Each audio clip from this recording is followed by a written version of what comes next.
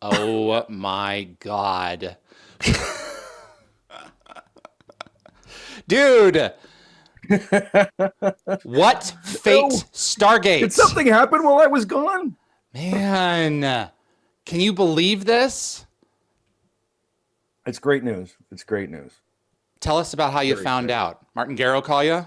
Um, I I found out I think what was it, a day or two? A day beforehand. Yeah. Part of part of the rollout that's been so neat to me, outside of the way it was done with you guys, which we'll get into, was how it was done with us. And um one of the it's always one of these things that seems like a small detail, but so I get Joe Malazzi to text, sends me a DM on Twitter and asks me if this is still my email, blah blah blah, and I had to text him back to say, did you get hacked? Because I mean that's all he had, Right? Yeah, he was doing that with us too. and I'm like, on here, and so I yeah, and so I texted him his phone and said, "Did you get hacked?" And he's like, "No, no, it was me. It was me." I'm like expect an email, and I'm like, "Okay," and didn't really ask any questions. It was like whatever. Pictures of his dogs. I don't know.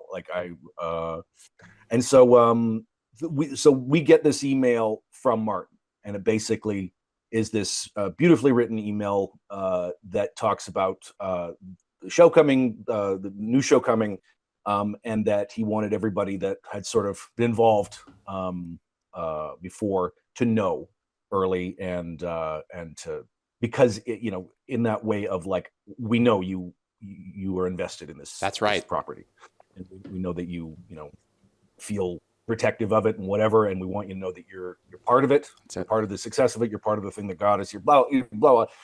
And not really blah blah blah, but blah blah blah in terms of like the details. Uh, and then and what that and it's so simple, right? And all that does is it gives you the awareness of like, oh, cool, and it lets you know what his intentions are with the property and so on and so forth. Um, Rechecks in with everybody, and gives them that little tiny little bit of heads up that makes them feel like they're being respected when the thing gets rolled out, so they don't get blindsided by deadline.com with this release, and Right. they start emailing him separately too. Part of it is to control that reaction, but part of it is to just let you know, give you the respect of letting you know before the general public does, to you know just give you that respect. And you see it with, it's such a minor detail. It may seem unimportant because we're not, part of the property. We're not part of the But you are symbols of it. project. But that's the thing. We've been ambassadors. We've all been out there doing stuff, and it's just so nice because you see it when it's not done, and you hear when people go to a convention, or in a chat, even a podcast or something, and say, "Well, I found out on Twitter," Yeah. blah blah, Yeah. and it goes so far to be included in that way, to feel like an insider, and that's what's so, like I said, it's respect, and it, even though, again, with you guys, you know, your curiosity as to why they decided to include you. I mean, it's so obvious. For sure. This property has been kept alive by you guys, and you guys are at the tip of that spear. And without the fans keeping this alive, this IP is just, no offense to it, but Legally Blonde sitting on the shelf. Like it's the legacy of this. The fans involved in this are part of the legacy of this show, and they're still out there. And you guys have been keeping the light on of this, David, with your show, Darren with your show, with the news and all that stuff that you've all, and God bless you all for like hanging in there waiting like the rest of the world, you know, for news and biting on any kind of like I don't know, thirst trap clickbait article that comes out that says that, you know, Joe Malazzi's dog has written the script and we're all gonna, you know, come back as pugs on, you know, in a cartoon series, whatever it is that that Collider.com or whatever the hell these clickbait sites sort of do. So they're doing that with you guys. They're sort of letting everybody on our end know a little bit early. They're doing it, rolling it out that way, putting the fans first, not the corporation first. Is it's so heartening, you know, and so different. And I remember something so simple. I was talking to some of the cast of Charmed when that sort of reboot or reimagine. I didn't watch it. I didn't watch the original either, but anyway, that show, the new show, the new version came out, and there was, you know, probably an out of context interview where one of the cast said the old people or something like that, and these people didn't know that a new version was coming out, and they're the ambassadors for that show out in the world, out at, you know, London Film and Comic Con or you know, Wales or something like that, and they're reading this stuff. You know, it's the internet. I mean, it can run around pretty quickly, and so they're getting faced with that kind of thing. And that's what I mean, is that group all of a sudden goes, well, thanks, that's nice, isn't that nice? Didn't know about it, and now kind of getting despair. You know, like, and it's details like that again in the rollout seems small compared, you know, with all the things going on, and especially all the things that are probably on Martin's plate, that he gives that respect and then gives that respect to the fans. So I'm so heartened to see them doing it and doing it right. Yeah. And not just them, but also hats off to Amazon Prime. I mean, you know, I don't know if they're out there, but you know, there's some fan out there that was screaming, yeah, what we want is a whole new vision. So hire J.J. Abrams to bring, you know, do Stargate, because everybody that I talked to in the fan world was always saying we got to have, you know, the original creators before, you know, to at least give them first crack at this. And lo and behold, we find out that they're doing just that. And how often does it happen, you know, with bigger properties like Lord of the Rings, you know, that things get rolled out with the original visionaries being ignored, that don't necessarily turn out so well. And I'm not saying that everything's like that. I mean, you know, but some things are. Yeah. There's things that happen, but everybody that I've talked to in fan world has sort of said, I hope, you know, the creators are involved in some way, that the original people get some at least first crack at it. And lo and behold, I can't believe that they listen to that. Because usually they don't. Darren, they usually go, thank you, nice kitty, you know. Darren and I have been levitating for about 10 days now, and we're just coming back down to earth. My phone, my phone blew up, and I was just, you know, sitting around minding my own business, and I couldn't believe how many people, not even in the Stargate family, were like, hey, what's this about the thing of moves? And I'm like, it's I've slept. Like, you guys have been going hard there. Like, I just caught more sleep than you probably did on my walk over here. Like, you guys are going hard, which is fantastic. Again, and this is why, you know, this is why they reached out to you guys first. I mean, this is what we've been waiting for. This is it. We're not gonna pass it up. You guys were teenagers. Pretty much. I was 14 when you said meaning of life stuff, and I was like, oh hell, this is gonna be going for years. Yeah, I knew then when I saw it in first run syndication. I knew it with that script. And it's Diana. exactly what you described, Michael. Martin Garrow told us basically after he gave us the news and said, "This is how we want to roll it out to go to the fans first." He said, we've now got like 50 people to contact.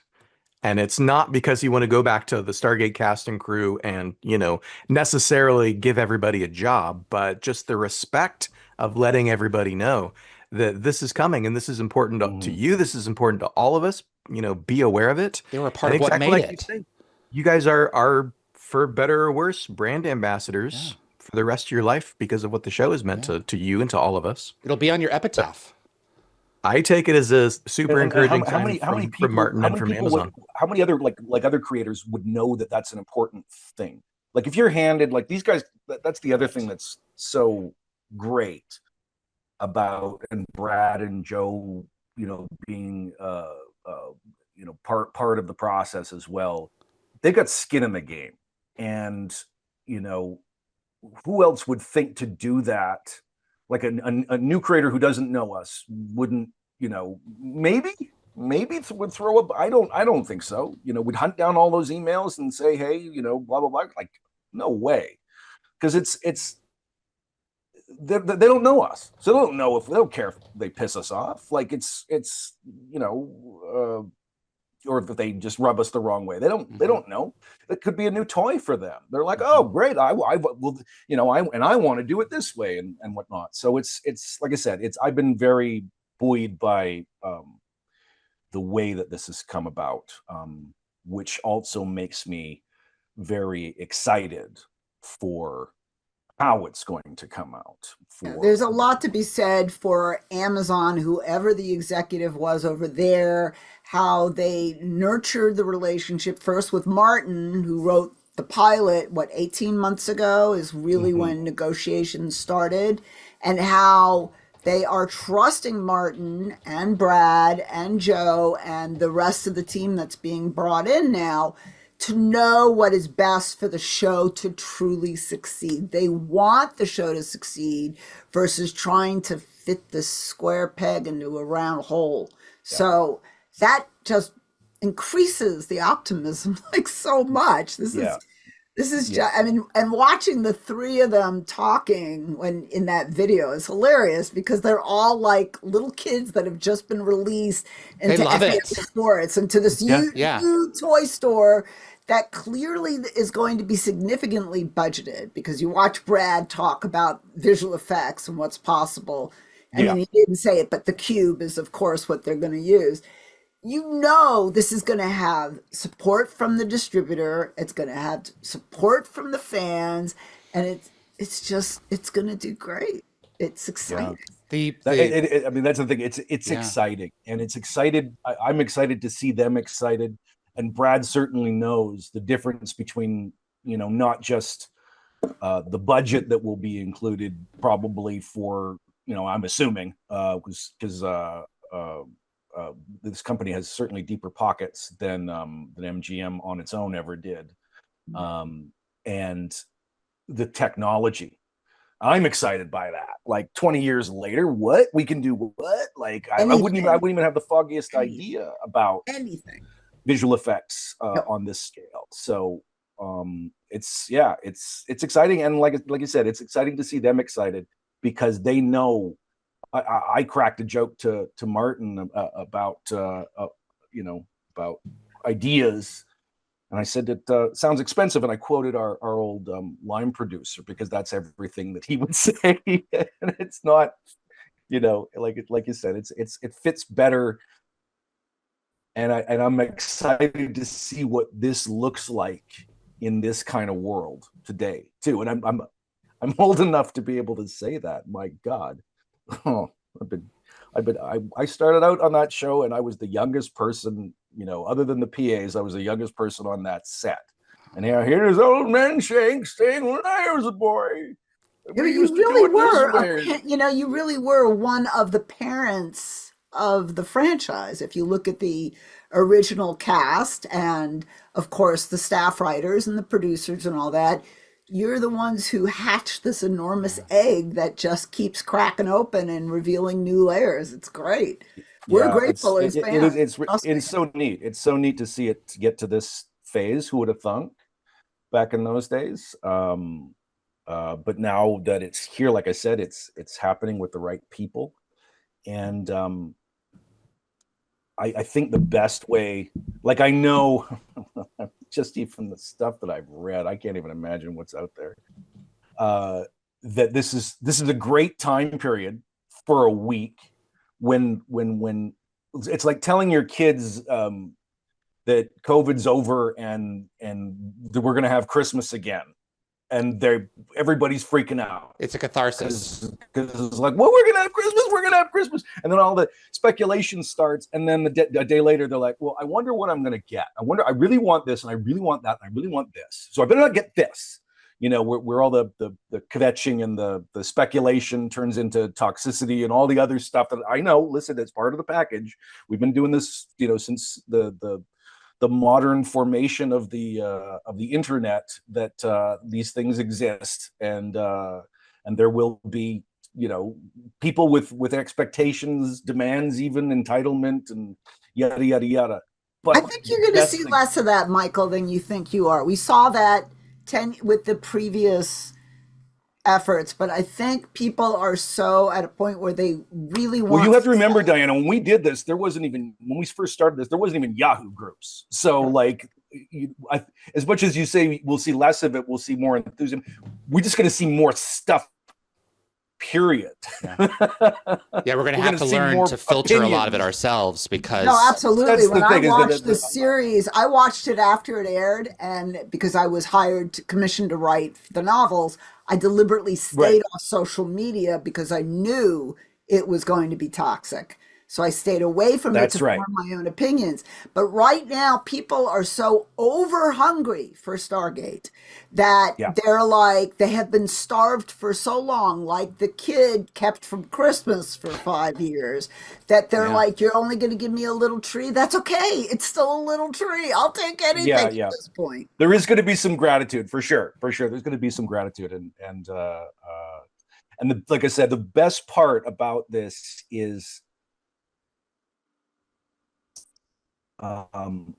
knowing that hit or miss with an episode or some ideas or whatever, knowing that for sure that the plane is above the target and knows where it is, rather than going, what are they thinking? I don't know what the hell this is about. That knowing that they know what this is supposed to sound like, they know what this is supposed to look like.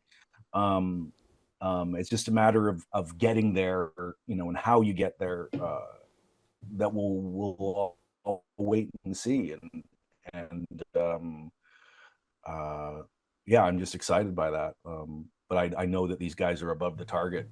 May not be a laser guided bomb. It might be an old school B-52, but it's Although I will say this, and I cannot stress this enough, that I don't know. There are growing pains, for any new show. I don't know if people really kind of realize some of the just the kinks that got to be worked out of new people doing, because there's always going to be new people. There's going to be a new cast. There's going to be, all sorts of different new writers and production people and things like that. That there's going to be some hiccups, because I don't know if anybody remembers SG1, but our first season is not fondly remembered as our strongest season. And we had 22 episodes to muck around with. So whatever they do, if there's some natural hiccups, some leeway might be granted. I remember the days of Hathor and what is that? What is everybody's favorite? Emancipation. Come on. What's that? Emancipation. Yeah. Yes, Emancipation. I love Catherine Powers. I love her. I want to and Diana does too. We're going to put that out there in the universe. But you have to figure things out. It's as simple as that. Yeah. Listen, she went on to write some of the great episodes too, and then over on Star Trek, she created Garrick. That's true. Yeah. But that luxury of 22 episodes, I sadly highly doubt they're going to have that Oh luxury. heck They yeah, don't do yeah. that And anymore. that's the other thing that is different. And that's the only part that I just hang a question mark on is what's it going to look like in a 8 to 10 episode format? Because it's gonna. I don't know that. I'm just going. I'm looking at Prime. They don't do anything more than like 4 to 8. I don't imagine that they're gonna. Like, what do they do? What is Rings of Power? Not that they're gonna give $1 billion to do the first season, but I think how many Maisel episodes? was 12. Wasn't Oh, was Maisel? it? Yeah, I think so. I Okay. think it was a dozen. So, I mean, we'll see. I mean, part of it, I guess, will be budgeting. I think more is better. But I think, as Yeah. you say, and we talked about this earlier about they have to have the right to stumble. You guys had the right to stumble, and Yeah. you eventually created this extraordinary experience that here we are years later talking about it. Yeah, and some of it, you recognize the pros and cons of having a longer episode order, like you sort of like I don't know exactly what you'd call filler in our early seasons, like what's filler episodes, right? Like, yeah, we had, I think, $6 million for the first 2 hours that they put in, and then we kind of had to, tap the brakes because we had to make that money back when we were doing some bottle shows in the episodes that happened after that, because we were trying to, like, we overspent over here and we're trying to make it back over here. So one of the things that does, of course, is it allows actors to have these character driven bottle shows kind of stuff, which people sort of go, well, it's not really an action adventure when you're standing in a broom closet talking to each other, blah blah blah. But it's like, this is how you get to know the characters. Those are the things that allow you to understand who these people are that we're going to be rooting for when the ships start crashing and the blasts start happening and things like that. Like, for every action sequence, there's Daniel and O'Neill sitting around O'Neill's house talking about ex-wives and whatnot, and those moments to breathe, to relate to them as people, are hugely important. So some of that filler turns into a boon, especially for a show like Stargate that is all about found family and whatnot. If you've got a short order and a sprint from episode 1 to episode 10, let's just say, I don't know, that you've got a lot of story ground to cover, that sometimes what can get lost in there is the characters interacting to the degree that we want to give a crap about. Exactly. And, the thing is, conversely, you got Brad Wright, who writes a clip show better than any other writer I've ever witnessed in the history. Absolutely. And again, yeah, but boom, that's that. And that's the thing is, that for with someone like Brad there to do an Abyss, to do an episode that's two guys standing around in a room debating about suicide and ascension or whatever you want to call that and you're on the edge of your seat. Yeah, there's with somebody shoes being there thrown through you. Yeah, but also again, you can't necessarily do that without getting to know the people beforehand and caring about them when they do talk about this stuff. So I'm that's the only part that I just don't know how Stargate reacts to that kind of short term story. I certainly know in the longer run and how and that's tricky. I mean, these guys, the thing about it is, and people need to understand that because of all of the parameters, it's kind of like the rollout, right? It's like they threaded that camel hair through so many different eyes to get to this point, both through the corporation, giving them that opportunity, and then doing it all right. And you're like, wow. I don't know if you guys play the game Geometry Dash. Do you guys know what I'm talking about? It's a video game. My son plays it, and it's the most maddening thing in the world. It's like a maze that happens at 1,000,000 miles an hour, and it's dumb. I wouldn't play it because I would literally blow my brains out, because I wouldn't literally, figuratively, I would be upset. I would be very frustrated playing this game because it is like it's like a maze, but you are a ship traveling through this like old school Defender or old school Stargate, traveling through at 1,000,000 miles an hour, and you have to hit every beat exactly right to get through this maze as you're traveling 1,000,000 miles an hour. And I'm like, I looked at him and said, why you play this? This is crazy. And that's how I think that with this, that all these little details, these notes to hit, you know, these beats to honor, to make this happen right, have to be just kind of so like you just the description that everybody's expecting. It's gonna be for science fiction fans, non-science fiction fans, Stargate fans, old school Stargate fans, and you know, for all these people. And like, of course, that's what they're gonna try and succeed. What has to go into that? Like, figure that Rubik's cube out. So there's gonna be some, you know, I mean, I just, like I said, I'm so buoyed by who's doing it and how they're doing it so far, that they're already into the maze and they're already working all those and playing all those notes. And I'm so happy. I'm so excited for them to see what pops out on the other side. I mean, but it's a lot. It's a lot of things to hit. It's a lot of, you know, eyes of needles to stick that hair through. Here's one of the upsides, though, Michael, is that, you know, when you did the Showtime episodes and then the Sci-Fi Channel episodes, those were like 42 to 44 minutes long. Typically now, streaming shows that are an hour long literally are an hour long. They're like 55 minutes, 58 minutes, even an hour and 5 minutes. So, and then the other thing is, when you did those shows, was the whole season written ahead of time before you shot, or partly and then on the way? I think that they had, you know, major plot points outlined for the seasons that they would do in the writers' room, but those scripts were being written on the fly. Like, that's why you were both successful and unsuccessful with a large part of our improvisation, because sometimes we were shooting something that was on the day, you know, that we got dialogue and then this follow Rick, you know, wherever we're going with this, here we go. So a lot of today, what they're doing with these 8 to 10 episode seasons is they're like a feature film. They're writing out completely the whole season, and then they shoot out locations. Which I've done a couple of things for that are all like, you know, I wouldn't even get scripts for some of these shows. I would get just my scenes, and when I did a series called Altered Carbon, another science fiction show on Netflix. Great show. I never saw a script. I never saw a script. I remember I was on set with Anthony Mackie and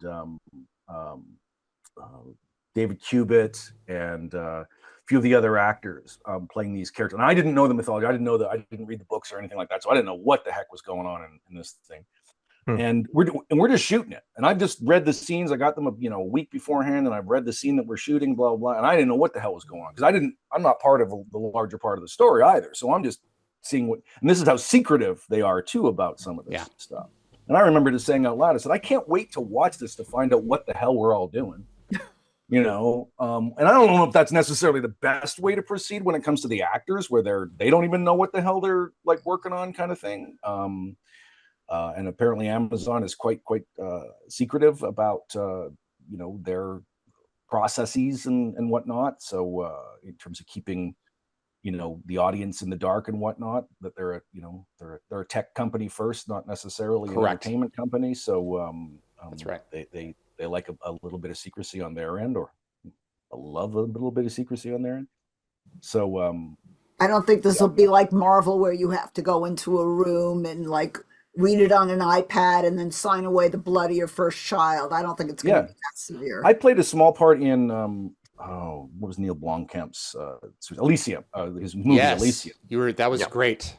And I was just, and Neil started off, he was a visual effects guy on Stargate. And so I got offered the small part on the show for giggles from Neil. And I never met Neil when he was a visual effects guy on Stargate, because they all worked in a separate room than the rest of us.